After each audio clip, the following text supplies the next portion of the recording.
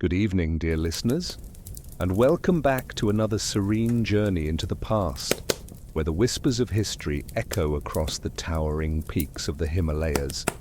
Tonight, we'll uncover the stories of the silent guardians, unsung heroes from this majestic region who safeguarded their communities, cultures, and traditions through the ages.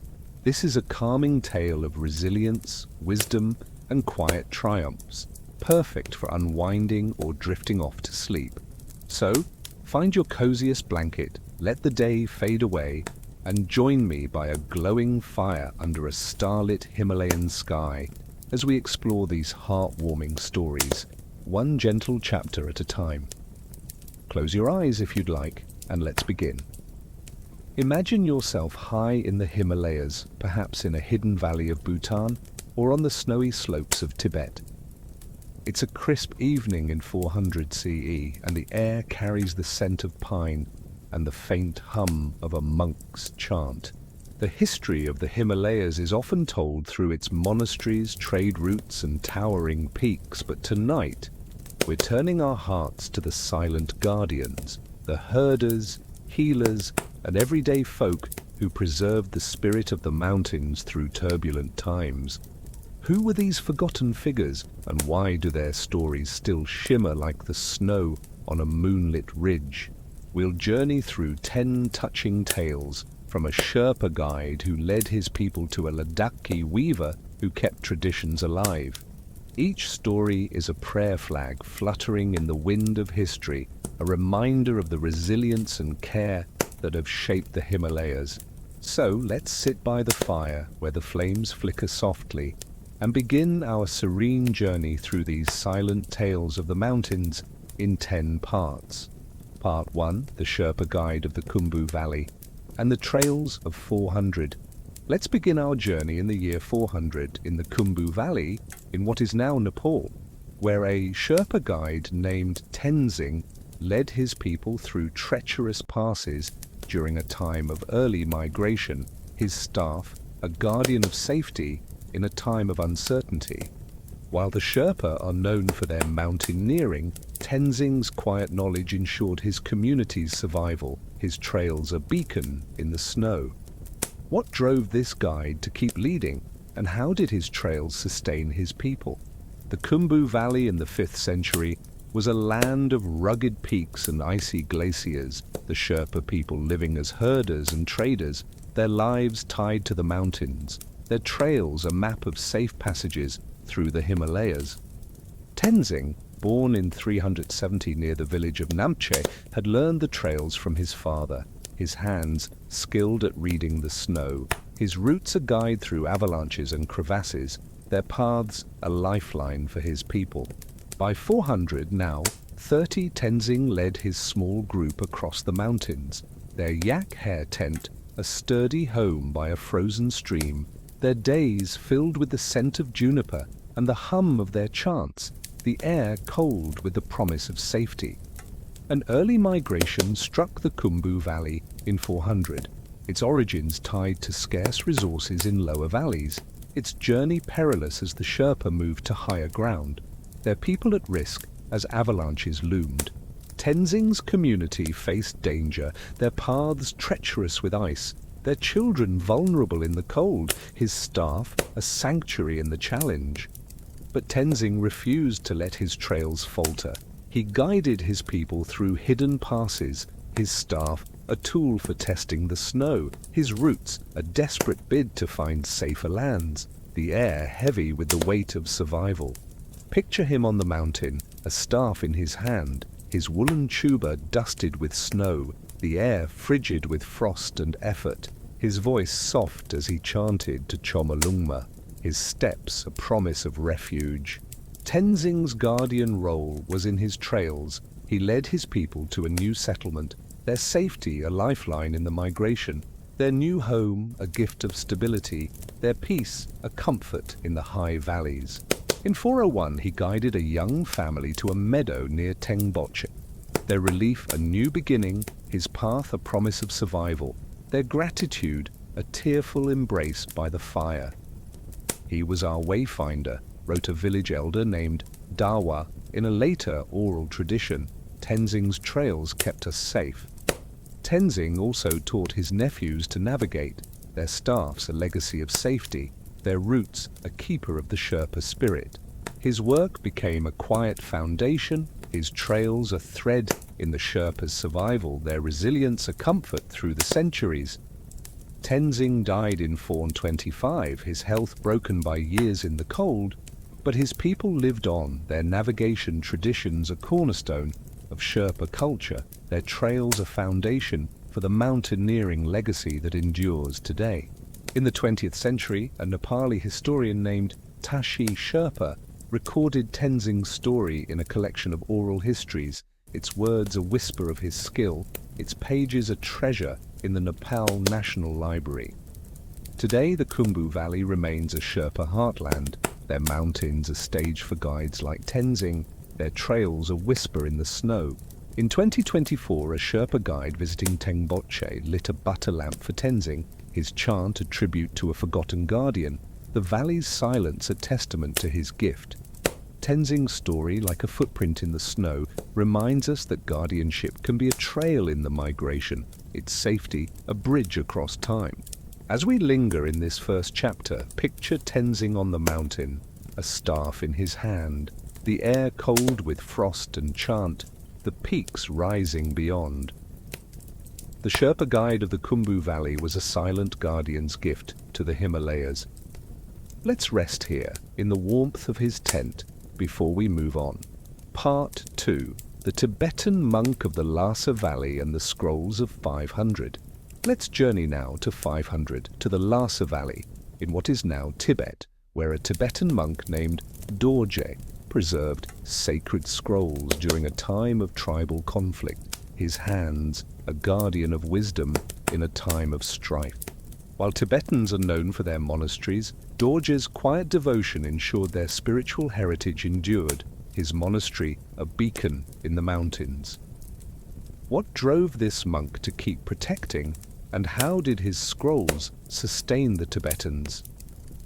The Lhasa Valley in the 6th century was a land of high plateaus and sacred rivers, the Tibetan people living as herders and traders, their lives a dance with the mountains, their monasteries a sanctuary of prayer and wisdom, their scrolls a keeper of their soul.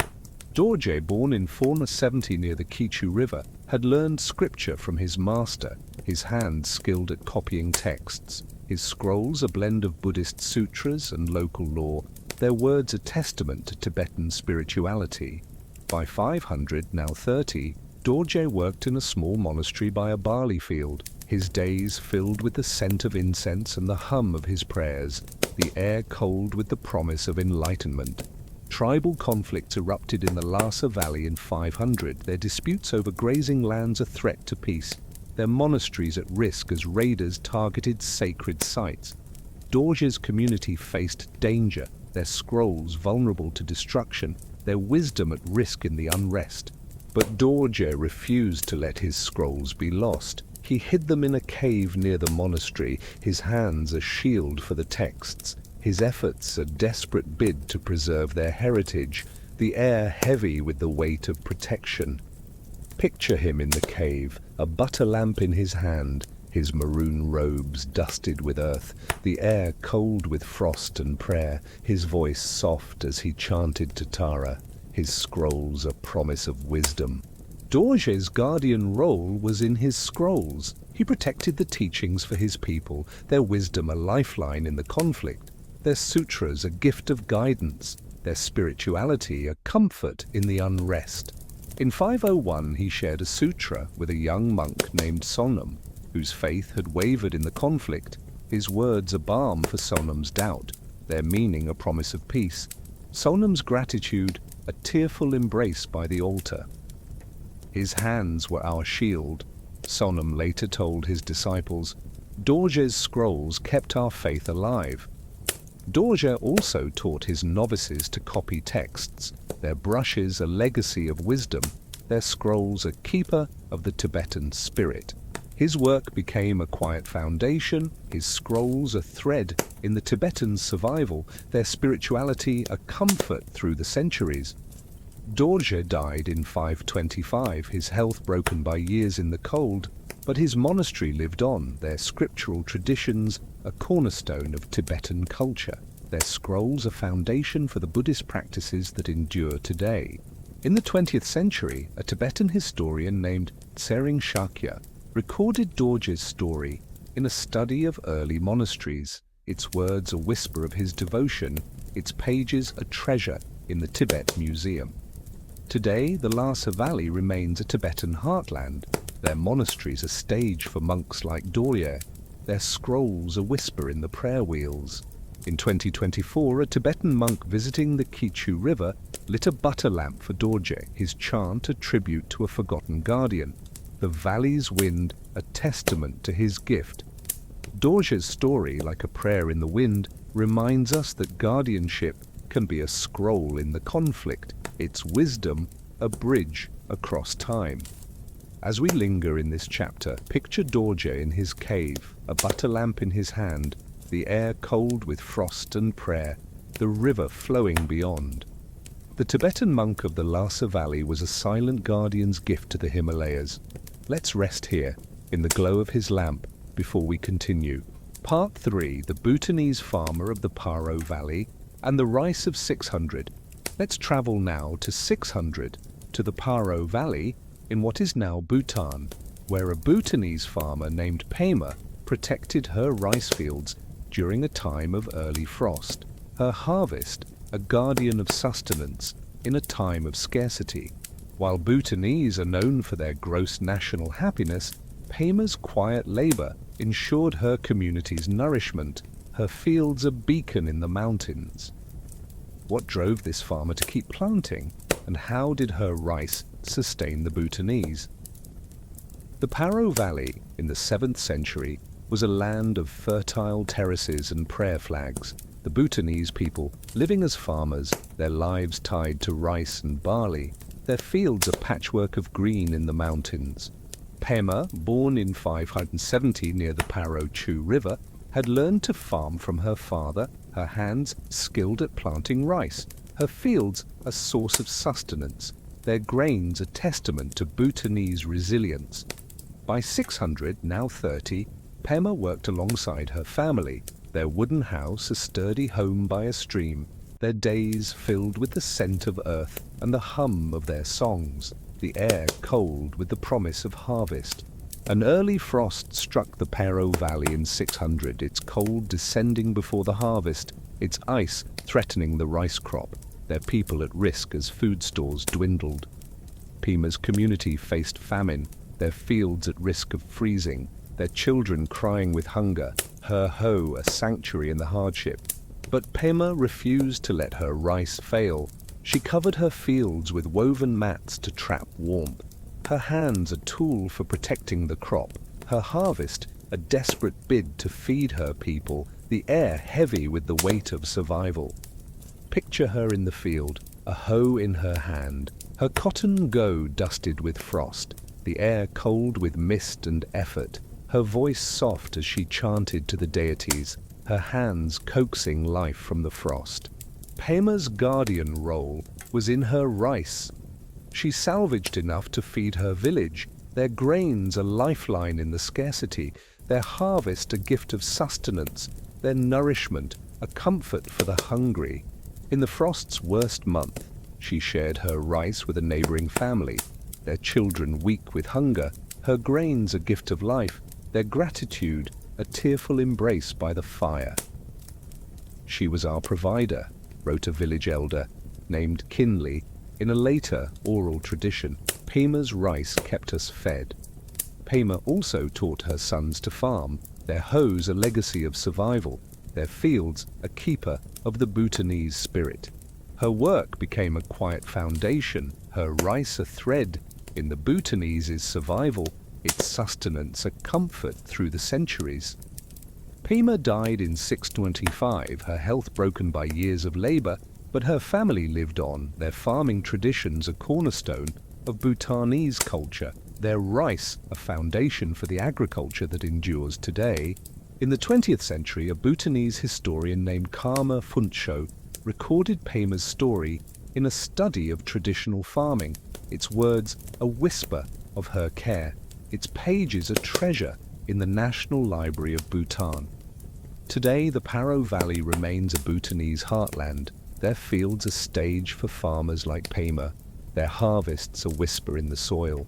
In 2024, a Bhutanese farmer visiting the Paro Chu River planted a rice stalk for Pema, her song a tribute to a forgotten guardian, the valley's breeze a testament to her gift.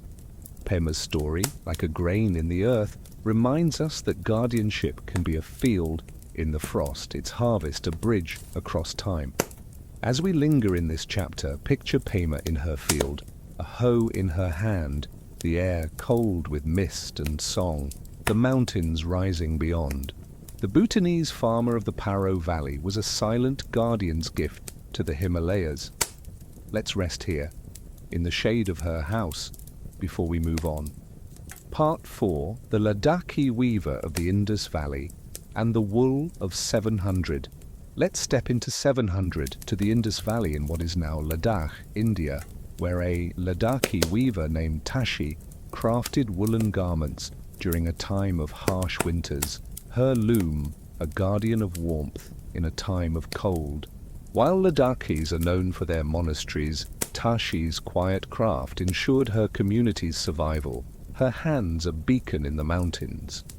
What drove this weaver to keep weaving, and how did her wool sustain the Ladakhis? The Indus Valley in Ladakh in the 8th century was a land of high deserts and snowy peaks. The Ladakhi people, living as herders and traders, their lives tied to yaks and barley, their woolen garments a shield against the cold, their craft a song of their soul. Tashi, born in 670 near the town of Leh, had learned to weave from her mother, her hands skilled at spinning yak wool, her garments a blend of warmth and patterns, their softness a symbol of Ladakhi identity. By 700, now 30, Tashi worked in a stone house by a barley field, her days filled with the scent of wool and the hum of her songs, the air cold with the promise of comfort. A series of harsh winters struck Ladakh in 700, their temperatures plummeting, their winds biting through old clothing, their people at risk as frostbite threatened. Tashi's community faced hardship, their garments worn and inadequate, their children shivering in the cold, her loom a sanctuary in the crisis. But Tashi refused to let her wool falter. She wove thicker shawls and robes, her loom a tool for crafting warmth, her garments a desperate bid to protect her people, the air heavy with the weight of survival. Picture her in the house, a spindle in her hand, her woolen tuba gleaming, the air cold with frost and effort, her voice soft as she hummed to the deities, her hands weaving a story of warmth. Tashi's guardian role was in her wool. She provided clothing for her community, their warmth a lifeline in the cold, their layers a gift of protection, their comfort a shield against the frost.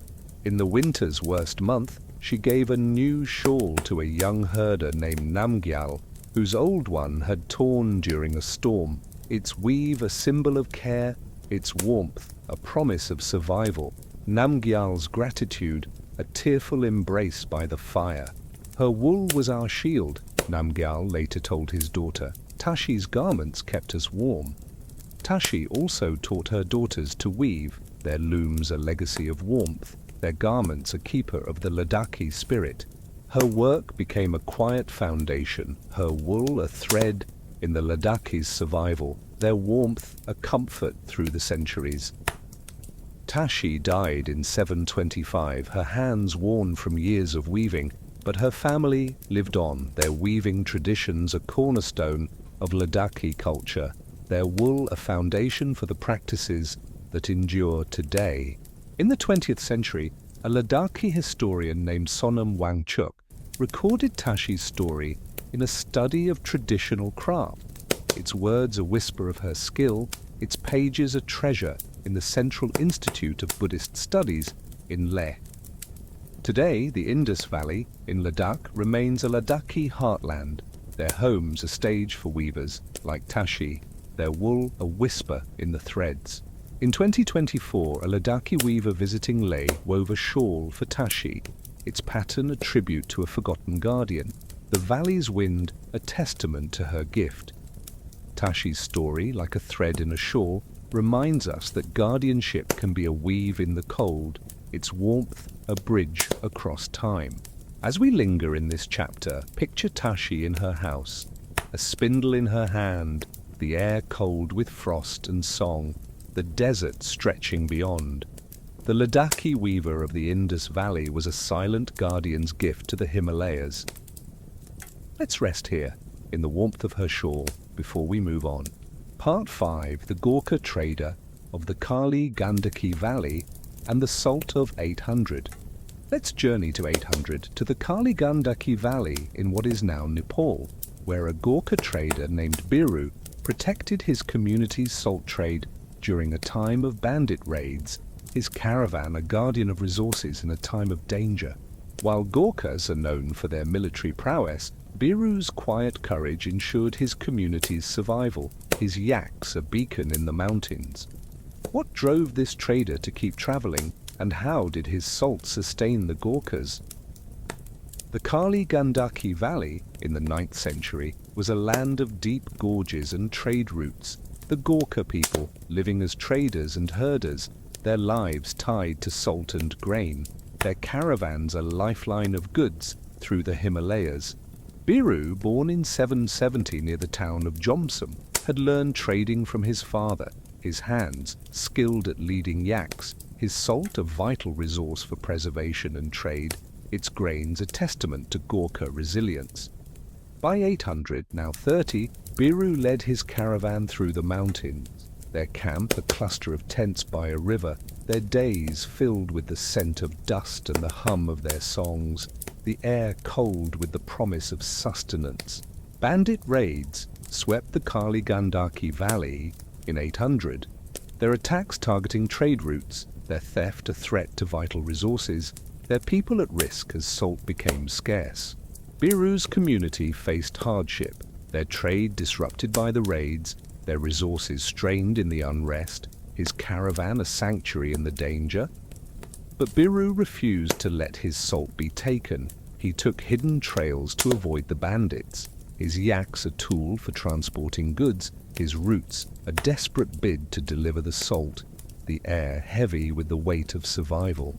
Picture him on the trail, a staff in his hand, his woolen baku dusted with snow, the air cold with frost and effort, his voice soft as he chanted to the mountain spirits, his yaks a promise of resources. Biru's guardian role was in his salt. He delivered enough to sustain his community, their grains a lifeline in the scarcity, their salt a gift of preservation, their nourishment a comfort in the unrest.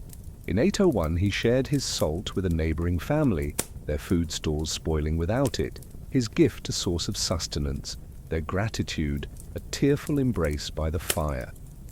"He was our provider," wrote a village elder named Hari in a later oral tradition. "Biru's salt kept us fed." Biru also taught his sons to trade, their yaks a legacy of survival, their caravans a keeper of the Gorkha spirit. His work became a quiet foundation, his salt a thread in the Gorkhas' survival, their sustenance a comfort through the centuries.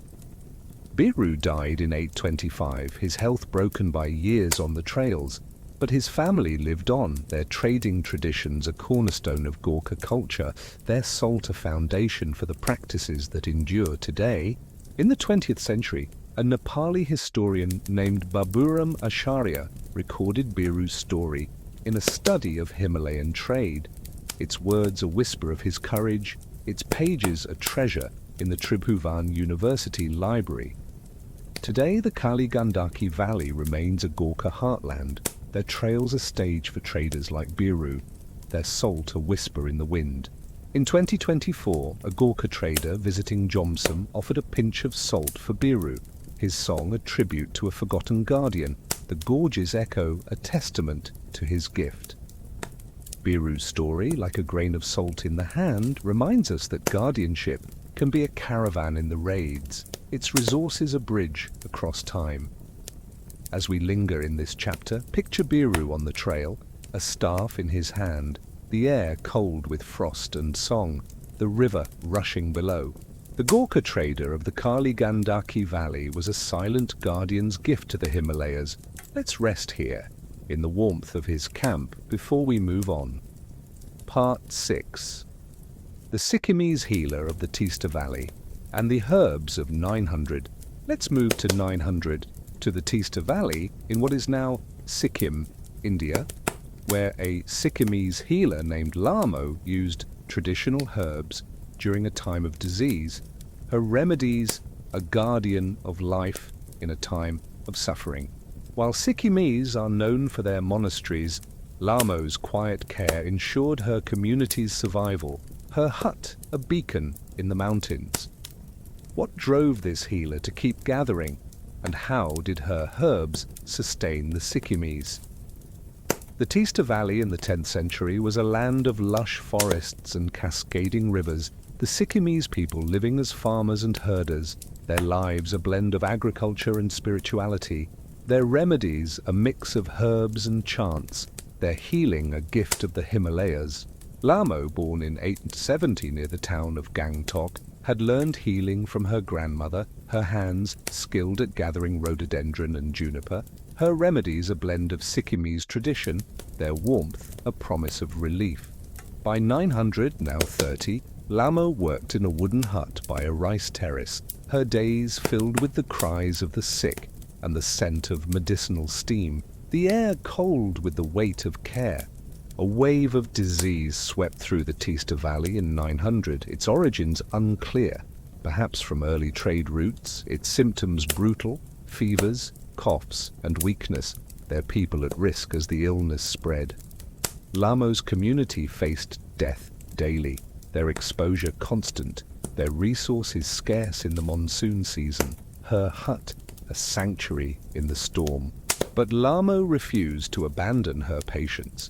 She brewed teas of juniper and wild mint, their warmth a comfort for the fevered, her hand steady as she applied poultices, the air warm with steam and prayer.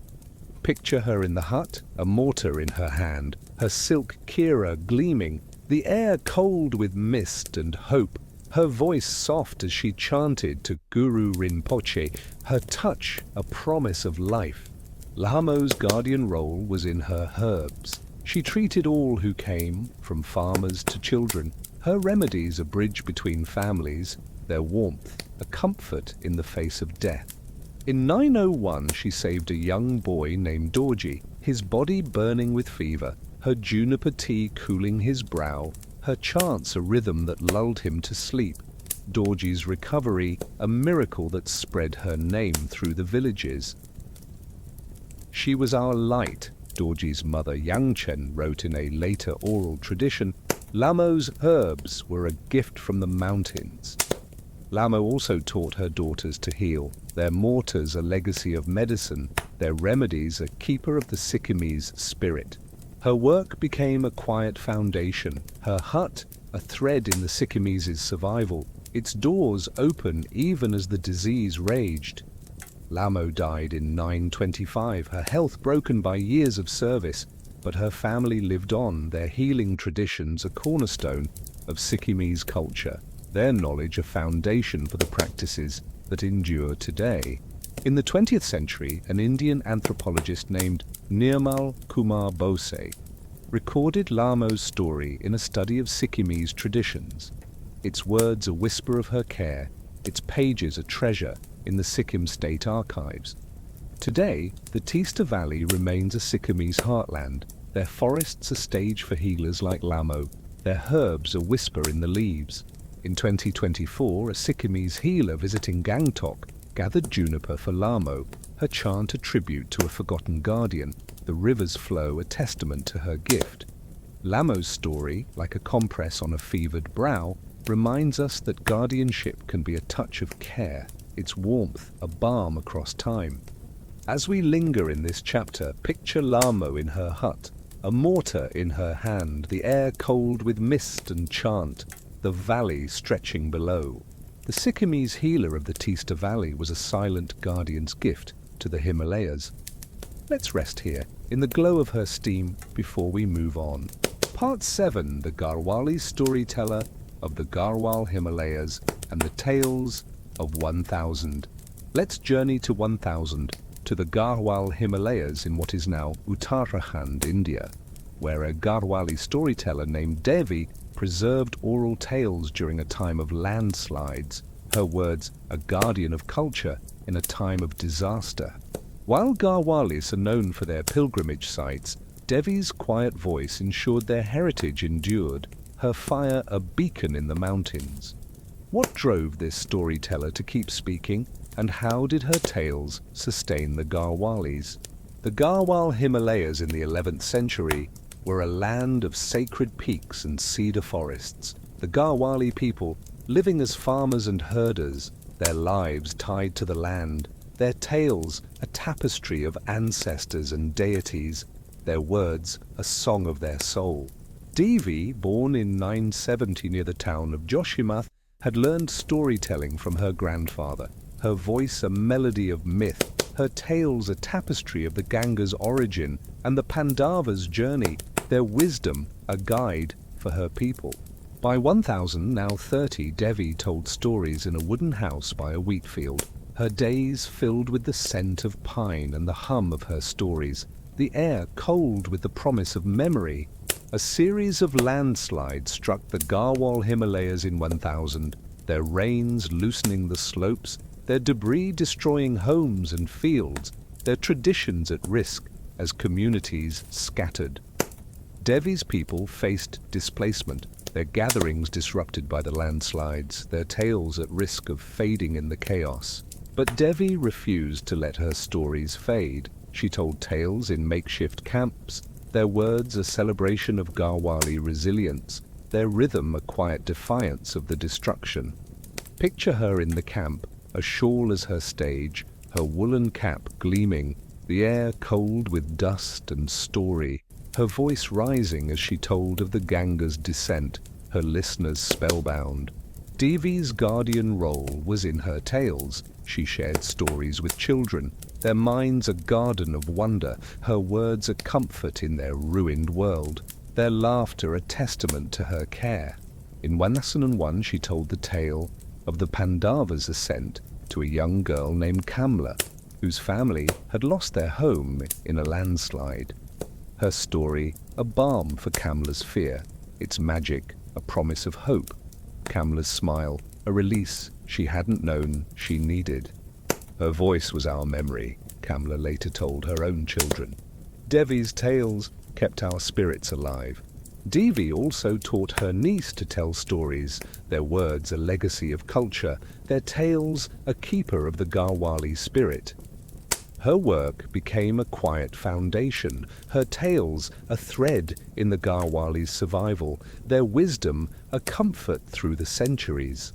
Devi died in 1025, her voice silenced by a fever, but her listeners lived on, their memories a cornerstone of Garhwali oral traditions, their stories a foundation for the cultural pride of today. In the 20th century, an Indian historian named Shiv Nath recorded Devi's story in a collection of Garhwali oral histories, its words a whisper of her voice, its pages a treasure in the Garhwal University Library. Today, the Garhwal Himalayas remain a Garhwali heartland, their camps a stage for storytellers like Devi, their tales a whisper in the cedars. In 2024, a Garhwali storyteller visiting Joshimath performed Devi's tale, her drum a tribute to a forgotten guardian, the mountains' echo a testament to her gift.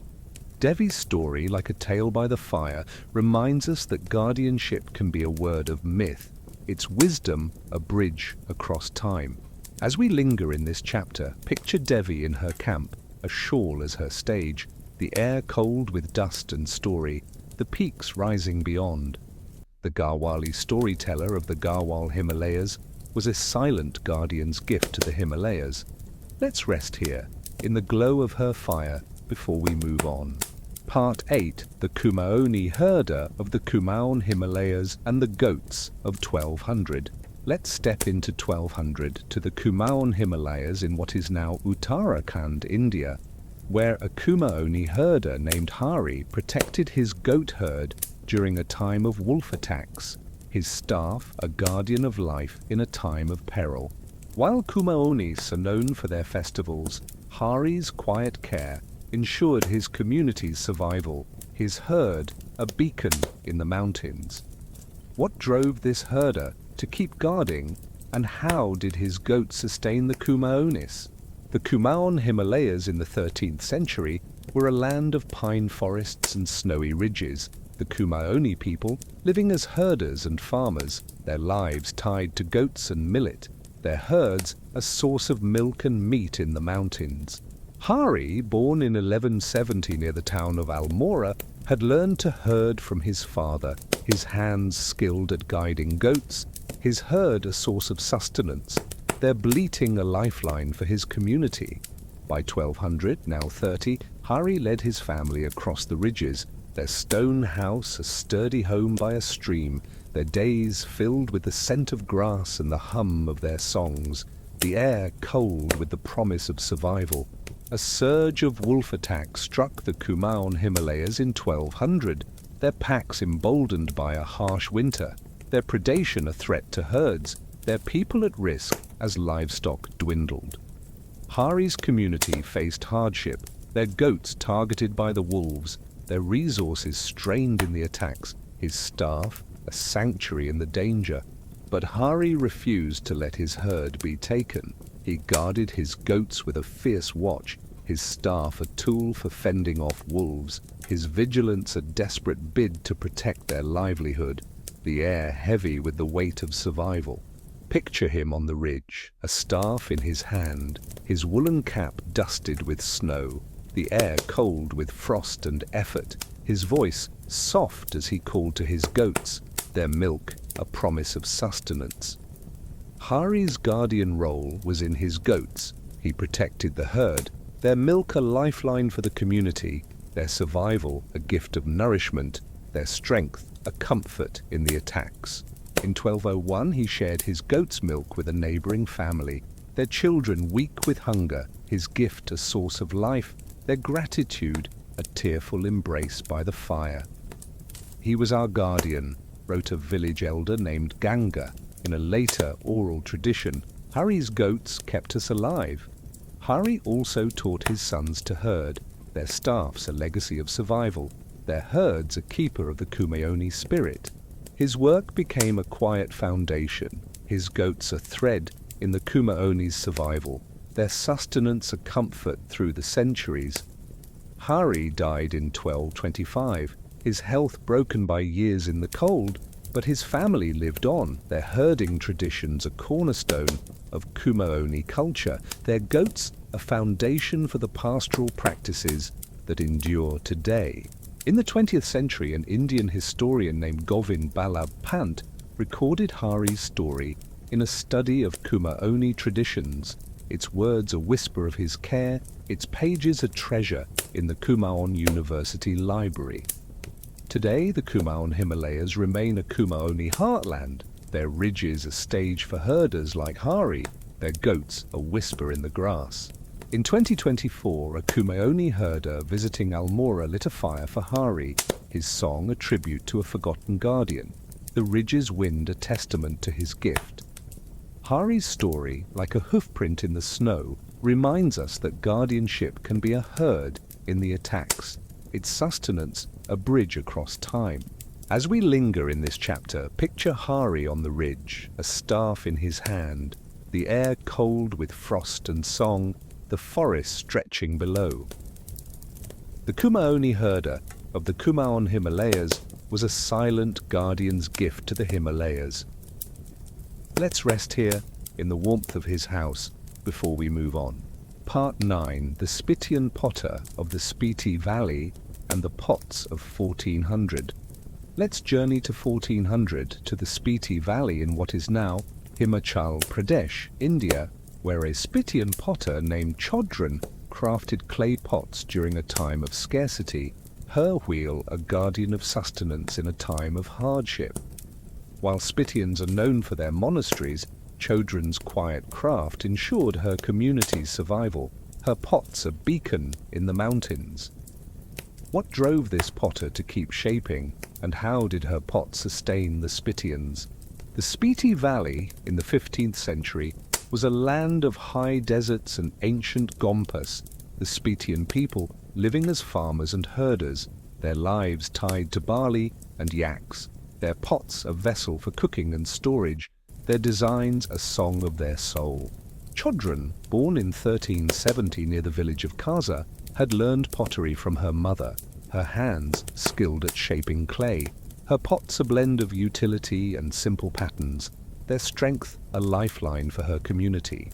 By 1400, now 30, Chodron worked in a stone hut by a barley field, her days filled with the scent of clay and the hum of her songs, the air cold with the promise of sustenance. A period of scarcity struck the Spiti Valley in 1400, its origins tied to a failed harvest, its impact severe.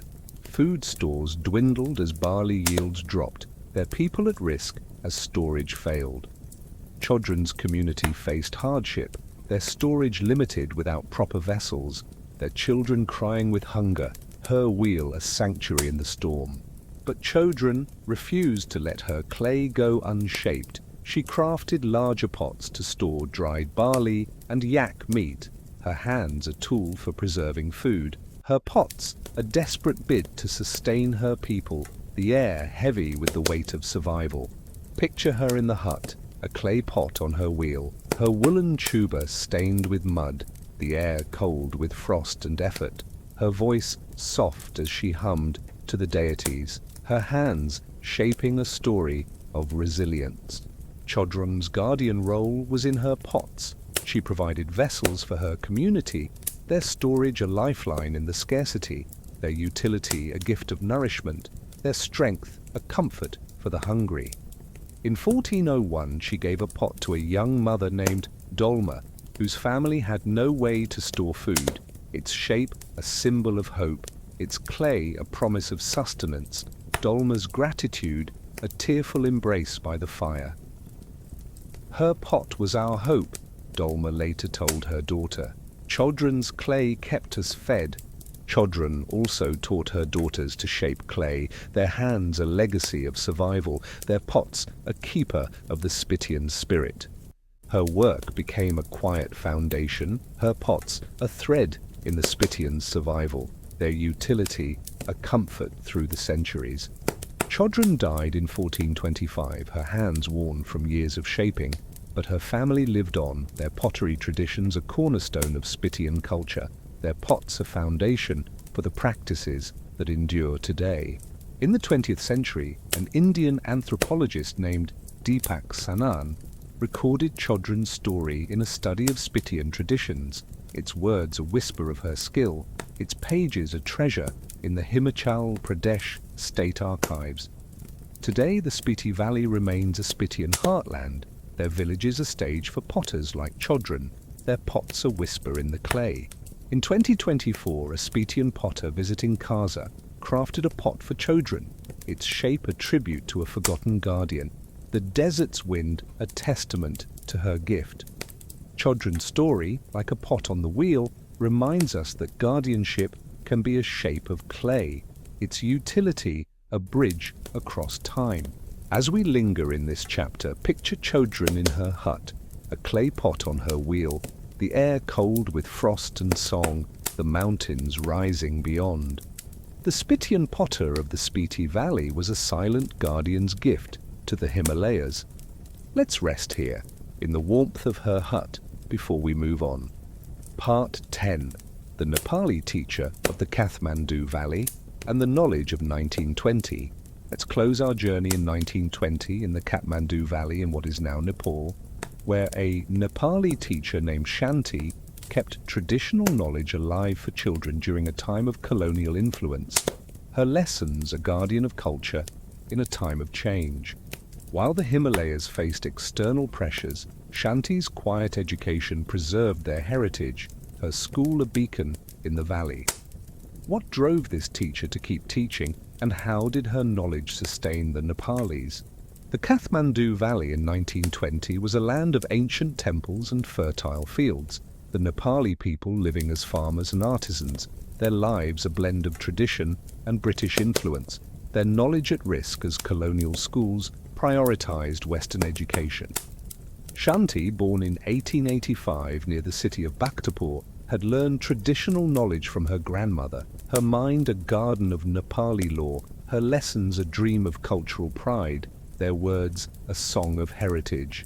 By 1920, now 35, Shanti taught in a small schoolhouse by a rice field, her days filled with the scent of chalk and the hum of her lessons, the air cool with the promise of memory.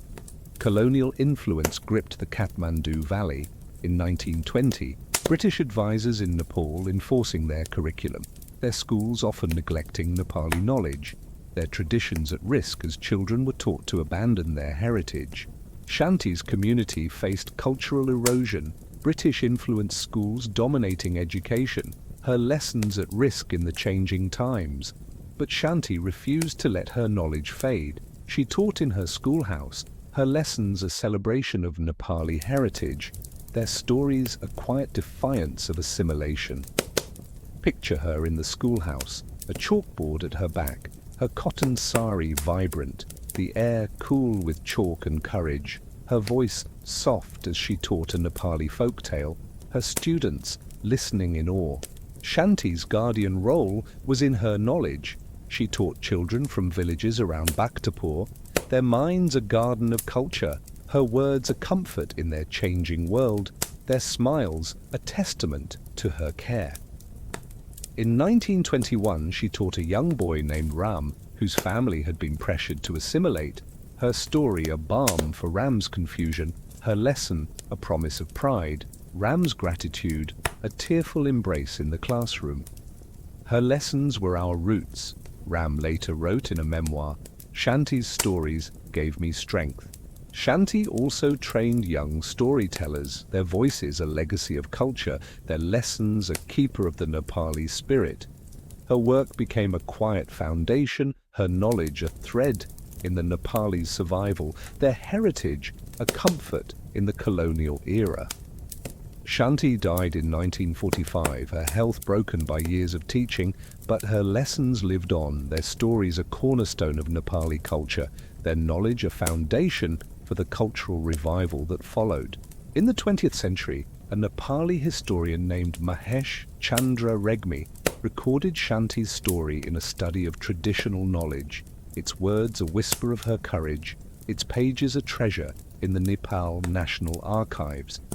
Today, the Kathmandu Valley remains a Nepali heartland, its schools a stage for teachers like Shanti, their lessons a whisper of her chalk. In 2024, a Nepali teacher visiting Bhaktapur shared a story for Shanti, her chant a tribute to a forgotten guardian, the valley's breeze a testament to her gift. Shanti's story, like a lesson in a classroom, reminds us that guardianship can be a word of culture, its heritage a bridge across time.